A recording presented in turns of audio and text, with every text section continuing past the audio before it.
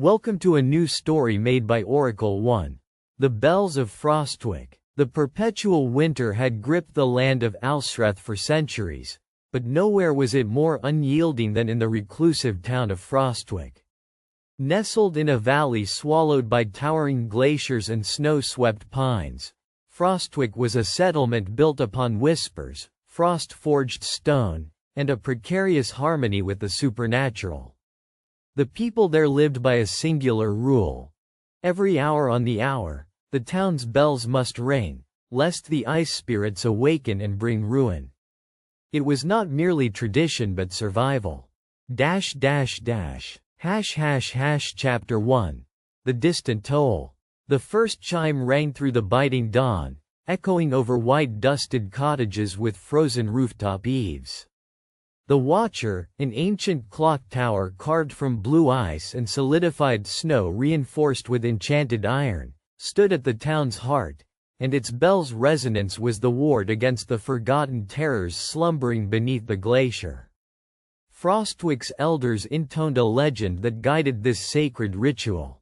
Long ago, before men cut their settlements into the frozen waste, an age of ice spirits reigned supreme. These specters, beings of sentient frost and wind, wrought a fury that could crystallize flesh and erode mountains in moments. But when the mortal sages forged the bells, each imbued with powerful runes and woven magic, the spirits were bound beneath a sleeping cavern. The spirits would only remain dormant so long as the warning bells tolled every hour unbroken. An unnerving silence was the first sign of their awakening. And silence was a thing Frostwick never dared to entertain. Chapter 2. The Hourglass Girl. Maeve Everfrost was the youngest bellringer to ever serve Frostwick's keepers. She was slight and nimble, with hair as white as the ice and eyes that mirrored the steady, piercing blue of the glaciers beyond. Her family, the Everfrosts, had rung Frostwick's bells for generations, guarding the fragile peace between man and spirit. But Maeve did not believe fully in old legends. To her, the bells were merely a calming tradition, a rhythmic safeguard against the fear of the unknown, not a literal prison chain on ancient monsters. Her doubts softened only when Mallow, her ailing grandfather and the town's chief bellringer, whispered to her one frostbitten evening, "The spirits are not myths, child. Their hunger is as cold and relentless as the wind. If the bells fail, they will rise, and the frost will consume all." Maeve's heart had fluttered uneasily then, but she brushed off the chilling dread with a shaky breath. Chapter 3. The Silent Hour. On the 15th day of Yule's endless winter, as a thick storm blotted out the sky like a curtain of endless night, the unthinkable happened. The bells did not sound for the first time in centuries. A sudden jarring in the clock's mechanism, frozen gears resistant to even the warmest oil, stole the ringing from the air. An unnatural hush fell across Frostwick so profound, the snow itself seemed to pause mid-descent.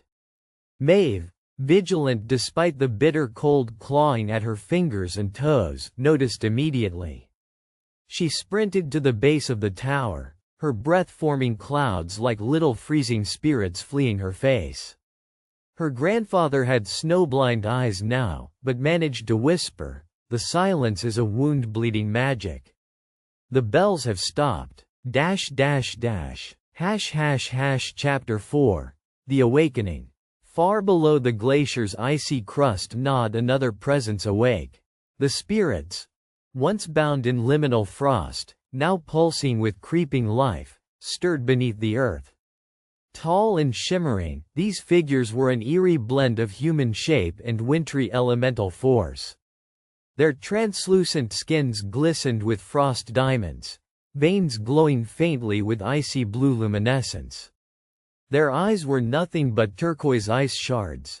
Their breath was a biting gale that could shatter stone. They rose from their frozen prison with a rattling that stirred avalanches. The air above them crystallized unnaturally, and tendrils of white mist spiraled into the night like the frozen fingers of ancient gods reaching once again for the living. Chapter 5. The Last Bellringer. Maeve knew immediately what must be done. The mechanism had to be unfrozen, and the bottleneck was clear.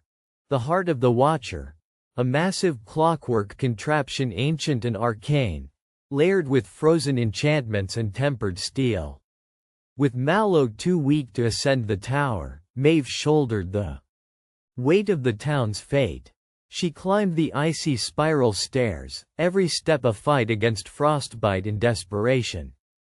Her gloves numbed, her breath fogged and vanished, but she pushed on, driven by old stories and a sudden, surging clarity. At the summit, the pendulum was jammed by ice crystals shimmering with an unnatural coldness that seemed to hum with hostile life. Maeve's fingers trembled as she reached for the ancient oil bottle engraved with silver runes. She poured drops slowly onto the gears, and with the faintest grinding sound, the wheels began to turn. With a prayer whispered in the frostbitten wind, she struck the bell with all her remaining strength. Chapter 6. The bells resound. The first clang was rough and trembling, a voice young and unsure yet fiercely determined. Then the gears found their rhythm. The next ring was deeper, grander, echoing off every snowy peak and valley. The townsfolk threw open their doors, their hearts rising with hope as the thundering resonance rushed through the town, a lifeline threading through the icy streets. Below, the spirits hissed and recoiled, the shimmering figures folding back into the earth, their wrath stilled by the protective force of the bells. Chapter 7. The New Covenant. Days after the night the bell had faltered, Maeve was hailed by the Council of Elders. Their eyes shone with a mixture of relief and reverence. "We trusted the Everfrost bloodline to keep our promise," the eldest, Lady Hathlin, said, voice brittle like ice but steady. "You saved Frostwick with your courage." Maeve nodded, now fully understanding the weight she bore. The bells would ring forevermore, but so would the story of the girl who braved the cold abyss to protect a town on the edge of a frozen nightmare. The pact was renewed with greater urgency, as Frostwick's survival still clung to the delicate notes of every chime. Epilogue. The Hourly Oath. From that day forward, new keepers assumed their posts at dawn and dusk, eyes sharpened and hearts unwavering. The legend of the bells was no longer a tale of caution but an oath, to ring unceasingly, a hymn woven with courage and magic that held the ice spirits in eternal slumber. And every hour, as the bells tolled clear and ringing across the frozen valley, the people of Frostwick remembered. They lived on borrowed time from the spirit's wrath, but also on the strength of their own unwavering resolve. Like and subscribe for more stories.